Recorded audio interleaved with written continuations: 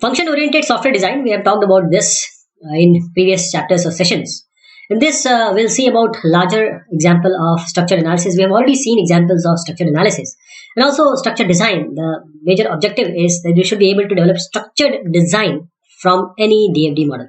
We have prepared DFD model, and now I'm trying to tell you how you can make a structured design using a DFD model, which is actually our architecture.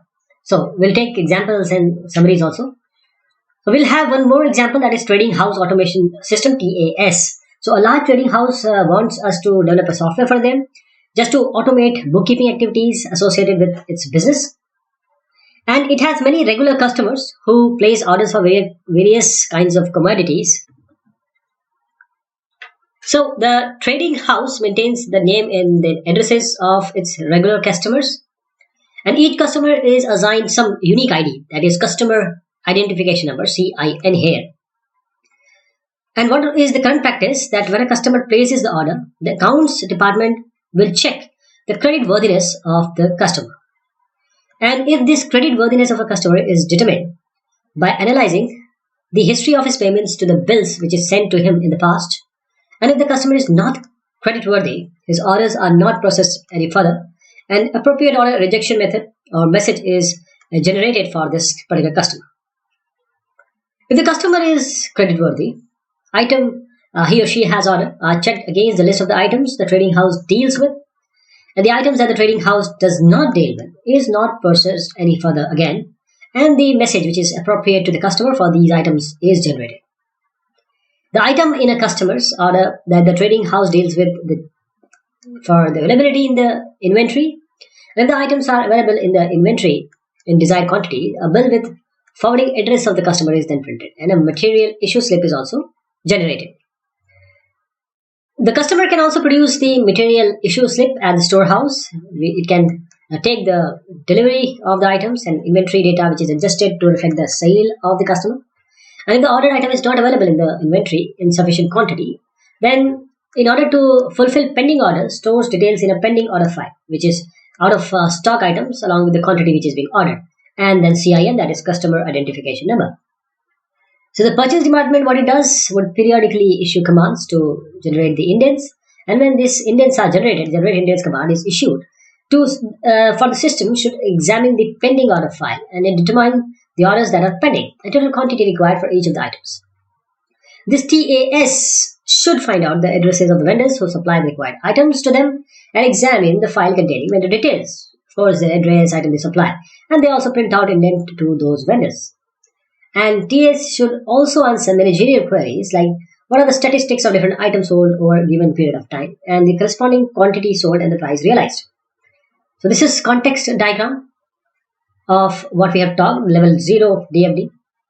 Manager, customer, purchase department. This is the trading house automation system. Manager query, he gets the statistics. Customer order, he gets the response. Purchase department, it generates the indent, and that the indent is given to the external entity. Let us make a level 1 DFD. Okay, we will start from here, and how we can decompose the functions. You can very well see here that this is 0.1, 0.2, 0.3 and 0.4. Accepting the order from customer history, customer file, item order and inventory. Then handling this processing order from all these. Handling indent request from vendor list, indent request, pending order. And handling query also with respect to query statistics and also from sales statistics. That is the process order 0.2 will take inventory and take accept order and then pending order. If it is okay, handle indent request, also produce material issue slip and bill. So this is the example data dictionary of what the problem we have just discussed. This is the complete data dictionary for it. And what are the observations here? From the examples, we observe that DFDs would help to create the data model as well as the function model. As DFD, we have refined into level of details. The analysts perform an implicit function decomposition or exploding. And in the same time, refinements of data also takes place. So there are certain guidelines for constructing DFDs. This context diagram should represent the system as a single bubble. And we have already seen that in many cases. And many beginners commit the mistake of drawing more than one bubble in the context diagram. It shouldn't be there, only one bubble will suffice. All external entities should be represented in the context diagram. You cannot leave, ignore, avoid, or oversight these external entities in your context diagram. So external entities should not appear at any other level of DFD. This is very important. Only at the level 0 DFD. 3 to 7 bubbles as per diagram should be allowed, and each bubble should be decomposed between, say, 3 to 7 bubbles only. A common mistake committed by many beginners is just to attempting to represent control information in the DFD. For example, trying to represent the order in which the different executions are executed. This is not what you show in DFD. Another guideline for constructing DFD is DFD does not represent control information, as we have seen that some beginners would want to do it. When or in what order different processes or functions are invoked or they take place is not to be disclosed here. So the conditions under which different functions are invoked, they are also not presented. Just for instance, a function might invoke one function or another depending on same condition. But many beginners try to represent this aspect by drawing one or an arrow between the corresponding bubbles. Let us take an example. Check the input value. If the input value is less than this or greater than this, generate an error message, otherwise search for the number. This is a context diagram, but you have three bubbles. This is not acceptable. You don't have any number here, and this is not a good idea. So if bubble A invokes either bubble C or B depending on some conditions, then we will represent the data that flows from bubble A to bubble B and then bubble A to C, but not the conditions depending on which a process is invoked, not the conditions at all. Let us take one more example. A function accepts the book name to be searched for the user, and if the entered book is not a valid book name, we will generate an error message. But if the book name is valid, we search for the book name in the database. This is get book name, then we print error message. Good book name, search book. This is not required here. So, all function of the system must be captured in the DFD model. You cannot skip any function, and no function specified in the SRS document should be overlooked. It has to be in SRS. Don't overlook them at all. Only those functions specified in RS document should be represented, and do not assume extra functionality of the system not specified by the SRS document. These are the commonly made errors. First of all, unbalanced DFDs.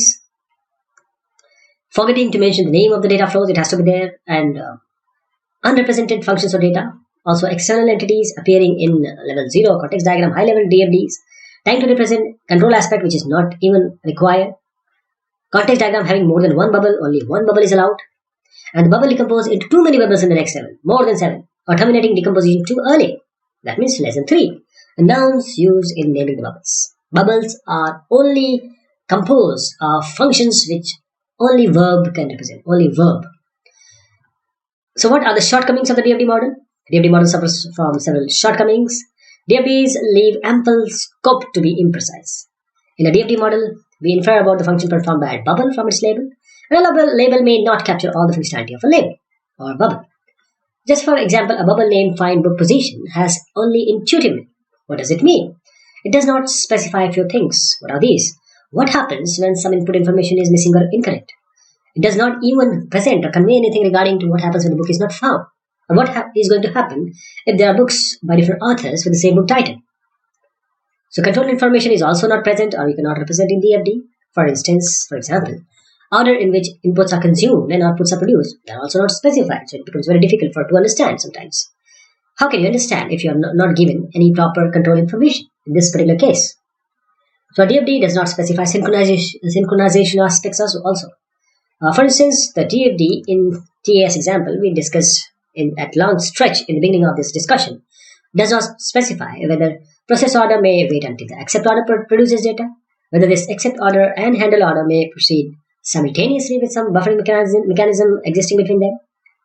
TAS, this is level 1 DFD, and you can very well see we have already showed it to you that all those things which I told you, you can very well find out what are the shortcomings. So the way decomposition is carried out to arrive the successive level of DFD is quite subjective, right? No quantitative or set formula. So ultimate level to which the decomposition is carried out again is subjective. This is his choice, his own judgment. And even for the same problem, several alternative DFD may be represented there. There are possibility. And many a times it is not possible to say which DFD representation is good or bad.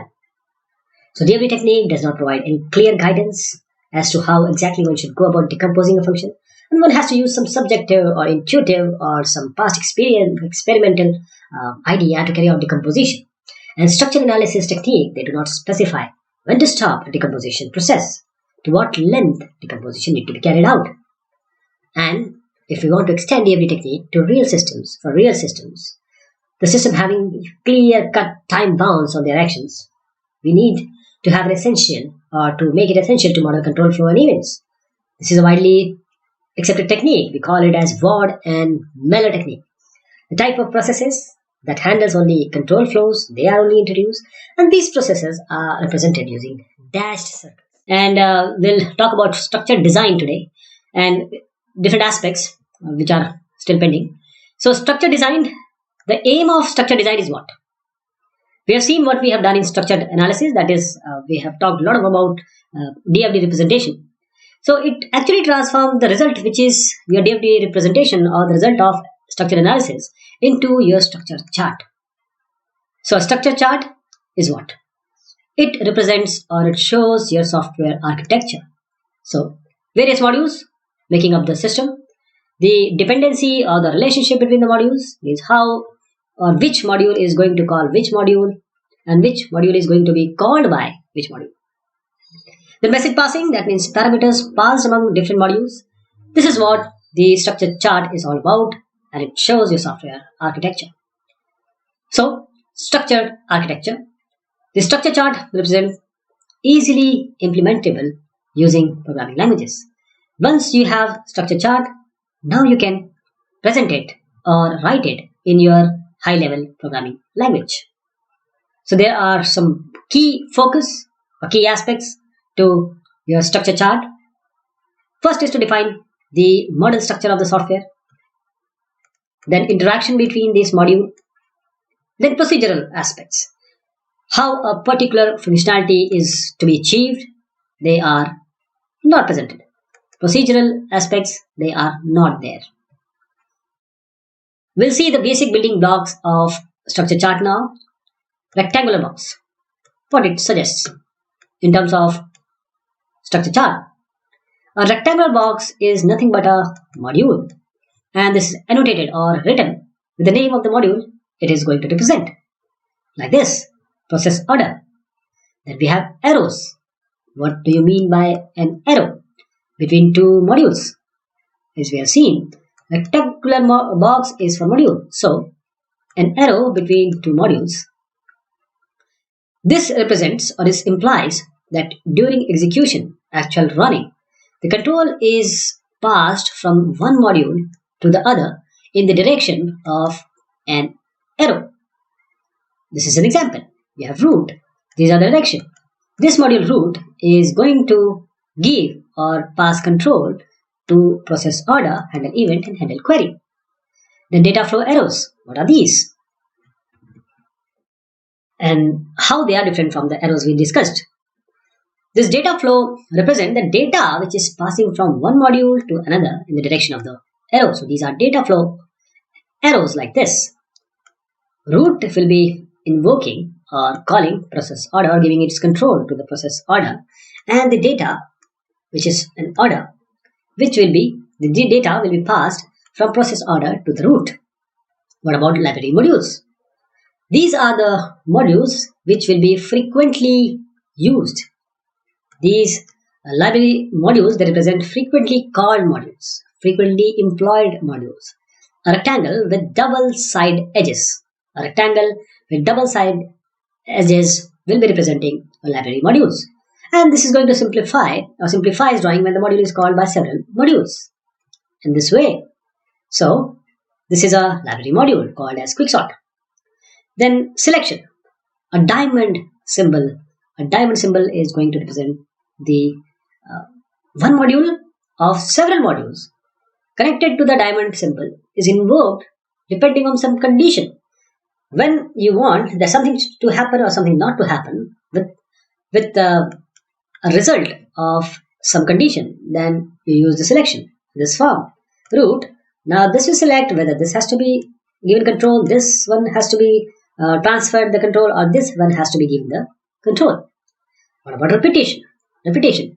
A loop around control flows arrow denote that the concerned modules are invoked repeatedly. Repetition. This is the arrow which shows a loop around control flow. This loop around control flow arrow, this is denoting that these concerned modules, they are going to be invoked repeatedly. So, a structure chart, if there is only one module at the top, we call it as the root module, as we have just shown in various representation up till now. And there is at most one control relationship between any two modules. That is, if module A invokes module B, or if B cannot invoke module A. These two possibilities can be there. And what is the reason behind this restriction? Because we consider modules in a structured chart to be arranged in layers or levels.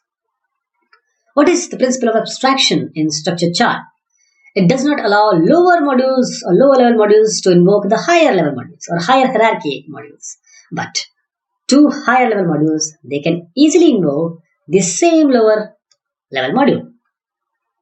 Let us take an example. This root is going to invoke get good data, compute solution, and display solution. While this validate data in the third level is being invoked by get good data and compute solution at the same time. So this is possible. What is a bad design? Well, this is obvious if you witness it. It is actually a bad design. What is a shortcoming of structure chart? Let me show you why this is bad. This is bad because this module is calling this, which is not allowed. This module is M6 is calling M3, again disallowed, and M4 calling M2, which is not acceptable. But structure chart, as everything in the world, has shortcomings. What are the shortcomings? Just by observing structure chart, you are not able to understand, or you cannot say whether module call another module just once or many a times. Just by viewing at structure chart, you are not able to tell the order in which different modules are going to be invoked. So this is a flow chart. We are quite familiar with the flow chart representation. Flowchart is a convenient technique to represent the flow of control in a system. This is a simple, say, a flowchart of checking A equal to B. If it is yes, then P equal to 20. If no, P equal to 20. There is a dummy. You can enter anything here. And this is diamond. You check your conditions here. This is a simple example which represents this. So what is the flowchart versus structure chart concept? A structure chart differs from flowchart in three basic ways, principal ways. First of all, it is difficult to identify modules of a software from its flowchart representation, as you have seen just now. Data interchange among the modules is not given or cannot be represented in your flowchart. Then the sequential ordering of tasks, which is inherent in a flowchart, is suppressed in a structure chart. So, this is a good point of flowchart which is not in your structure chart. Now look at transformation of DFD model into structure chart. This is very important because actually this is what you have done in structure analysis. This is what you are going to do in your structure design. So there are two strategies which guides the transformation of DFD into a structure chart. First is your transform analysis. The other is transaction analysis. So what is transform analysis? There are various steps. The first step is to divide the DFD into three types of parts: input, output, and logical processing. Then, first part is input portion in a DFD. What it does, it represents the processes which convert or transfer or changes input data from some physical to a logical form. Just for the example, read characters from a terminal or store in internal tables or lists. So these are two different aspects which are being converted.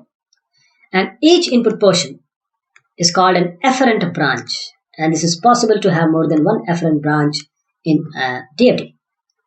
Then coming to output portion, second part of a DFD. What it does, it transforms the output data from logical to physical form. For example, from list or array into an output characters. And again, each output portion is called an efferent branch. Efferent branch, efferent branch. So the remaining portion of DFD is called the central transform. Then we derive structure chart by drawing one functional component. For whom? For the central branch, each efferent branch, and then each efferent branch, input, output. And then we identify the highest level input and output transforms. It may require quite experienced and skilled people. There are certain guidelines also. First, you have to trace the input until a bubble is found where output cannot be deduced from the input alone. And the processes which validate input are not center transforms. And processes which sort input or filter data from it, they are. First level of structure chart, we draw a box for each input and output units. We draw a box for central transform. Then we try to refine this structure chart. Now we add sub-functions which are required by each high-level module, and there are various levels. So many levels of modules may be required to be added. Then we come to factoring. The idea or the technique of breaking functional components into their sub-components is known as factoring.